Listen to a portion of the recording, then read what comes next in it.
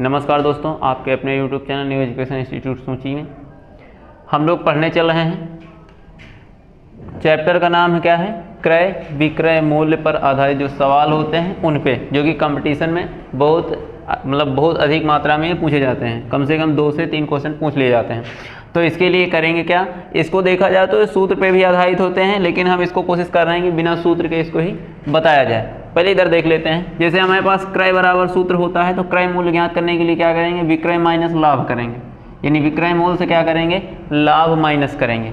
और दूसरा क्वेश्चन क्या है? क्रय मूल्य, अगर हम क्रय मूल्य ज्ञात करना है और उस केस में हानि दी है, तो विक्रय प्लस हानि करेंगे तो क्या मिल जाएगा? क्रय मिल जाएगा। आगे देखते हैं, लाभ प्रतिशत अगर फाइंड करना है तो लाभ प्रतिशत के लिए लाभ बटे क्रय मूल्य गुणा क्या होता है? 100। हानि प्रतिशत की बात करें तो हानि गुणे 100 और बटे में होता है क्रय मूल्य।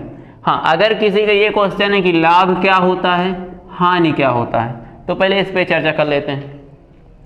जैसे मान लेते हैं कोई रमेश नाम का लड़का था, उसने 100 रुपये की कोई वस्तु खरीदी और उस वस्तु को कितने में खरीदी?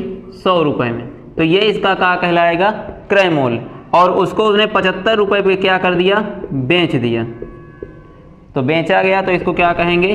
विक्रय मूल्य कहेंगे। ठीक है। और वहीं अगर देखें तो 100 की खरीदी गई है, 75 की बेची गई, तो इस केस में इसका कुछ लॉस हुआ। लॉस इंग्लिश वर्जन है, हिंदी में इसी को क्या कहेंगे? हानि कहेंगे। यानी जब जैसे हमने वस्तु को खरीदी और हमने इसको बेचा, उस दौरान हमारा जो होता है नुकसान हो रहा है कुछ पैसों का, तो उसको क्या कहेंगे? हानि कहेंगे। लेकिन अगर हमने 100 रुपये की वस्तु खरीदी, 125 की बेच दी, तो उस केस में हमको 25 रुपये का क्या होगा? मुनाफा यानी फ़ायदा होगा। उसी को प्रॉफिट या लाभ कहा जाता है। तो यही इसीलिए यहाँ से देखते हैं, अगर हमारा फ़ायदा होगा तो उसको लाभ कहेंगे, लेकिन हमारा नुकसान या हानि होगा तो उसको क्या कहेंगे? हानि कहेंगे। इतना उम्मीद करते हैं समझ में आ गया होगा। आगे देखते हैं अब इस क्वेश्चन के रिगार्डिंग। एक वस्तु जो है कितने रुपए में? 250 रुपये में खरीदी गई है। तो क्रय मूल्य बराबर मान लेते हैं 250 रुपये। और उसके बाद कह रहा हानि कितने की हुई है? 5% की हानि हो रही है। तो 5% हानि, यानी हानि प्रतिशत की बात करें तो कितना है? 5% बेची जाती, तो इसका विक्रय मूल्य ज्ञात करना है। पहले इसको समझ लेते हैं। हम मान लेते हैं कि ये वस्तु 100 रुपये की थी सामान्य तौर पे, और 5% के नुकसान में बेची गई, तो कितने की बिकेगी? 95 की, क्योंकि हमने 100 की खरीदी अगर 95 की बेचेंगे तभी 5 रुपये का नुकसान होगा। तो अगर इसको हम बिना सूत्र के लगाएं तो विक्रय जो मूल्य निकलेगा उसको देख लेते हैं। पहले 1 मिनट, पहले इसको समझ लो।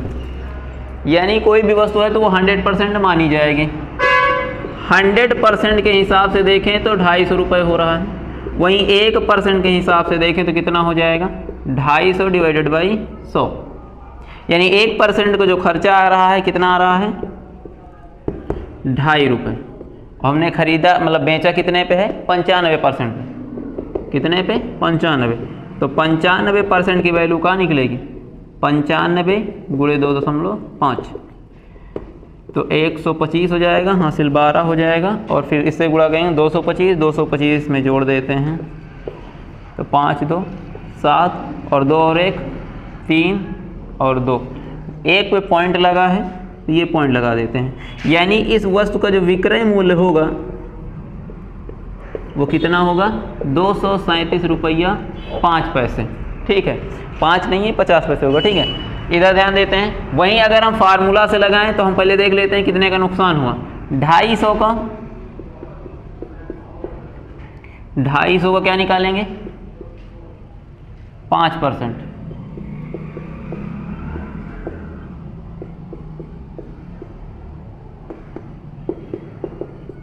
यानी वस्तु जो है 12.5 रुपये का नुकसान हो रहा है।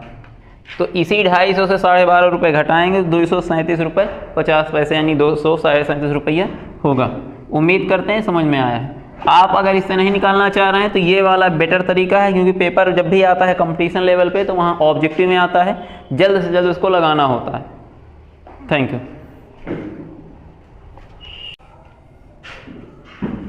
अगला क्वेश्चन है जो कि यूपी बीएड 2023 जो भी हाल ही में 15 तारीख को था, उसमें ये क्वेश्चन आया हुआ था क्या कह रहा है कि एक कोई वस्तु है जो कि 11% हानि के साथ 178 रुपये में बेची जा रही है, 178 में बेची जाती है। कह रहा क्वेश्चन कि 11% लाभ पर बेचने के लिए या बेचने पर वस्तु का विक्रय मूल्य कितना हो जाएगा। तो इसमें हमको निकालना क्या है, विक्रय मूल्य, और इसमें देखा जाए तो क्रय मूल्य का पता नहीं। तो पहले इसको हम समझ लेते हैं, क्योंकि हम लोग इसको लगाएंगे डायरेक्ट, क्योंकि सूत्र का यूज करना नहीं है, ठीक है। तो जैसे मान लेते हैं क्रय मूल्य की ही बात कर लेते हैं। तो जब भी क्वेश्चन आएगा तो आपको 100% मान के चलना है, ठीक है। 100% मान लेते हैं। 100 रुपये इस वस्तु का मूल्य था, बेची कितने पे जा रही, 11% नुकसान यानी हानि के साथ। तो इस टाइम देखा जाए तो इसका जो विक्रय होगा, इसका विक्रय कितना हो जाएगा, तो विक्रय हो जाएगा 89, ठीक है, क्योंकि 100 - 11 कर देंगे 89 आ जाएगा। अब 89 जो होगा किसके बराबर होगा, क्योंकि ये जिस वस्तु पे मतलब जिस दाम पे बेची जाती है कोई वस्तु, वही उसको क्या कहते हैं, विक्रय मूल्य। तो देखते हैं तो 178 इज इक्वल हो जाएगा, यानी 1% की वैल्यू जो निकलेगी 178 रुपये बटे 89। इसको भाग करेंगे तो 8 दूना 16, 9 दूना 18, यानी 2 रुपये के लगभग बराबर जाएगी। 1% की वैल्यू 2 रुपये है। हमको निकालना क्या है, डायरेक्ट देख लेते हैं। 11% लाभ, अगर वस्तु का मूल्य क्या है 100 रुपये, तो हमको 11% रुपये कमाना है, तो क्या करेंगे 111 के बेचेंगे। तो हमको 111% की वैल्यू ज्ञात करनी है।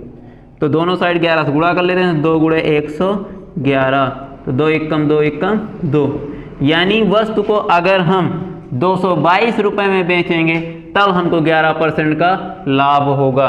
तो ये क्वेश्चन ऐसे आपको लगाना है। इन सूत्रों का यूज सिर्फ जूनियर लेवल पे किया जाता है, बड़े स्तरों पे नहीं किया जाता है।